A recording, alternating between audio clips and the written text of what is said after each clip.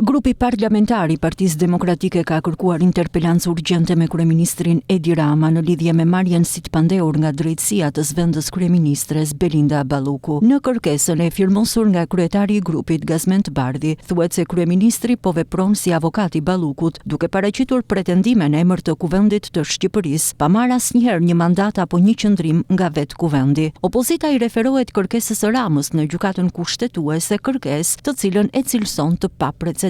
Grupi parlamentar I Partisë Demokratike argumenton gjithashtu se veprimi I kryeministrit përbën ndërhyrje të hapur në pavarësinë e sistemit të drejtësisë dhe synon të forcojë kulturën e pandëshkueshmërisë. Opozita thekson se në çdo standard evropian, një ministër I marrë I pandehur për abuzime me fonde publike duhet të shkarkohej menjëherë e jo të mbrohej nga Rama. Ai kërkon t'i bëj presion drejtësisë me shpresën se do të nxjerrë jashtë binarëve kushtetues vetë gjykatën kushtetuese që ekziston si garanci për kushtetutshmërinë dhe kurse për pandëshkueshmërinë. Është e qartë që kjo lëvizje ka vetëm efekte politike, më saktë është mjet presioni, mesazhi politik dhe nuk synon zgjidhje juridike, thekson ndër të tjera Partia Demokratike. GKKO ka vendosur 2 masa sigurie për Ballukun, atë të pezullimit nga detyra dhe ndalimin e lëvizjes jashtë vendit.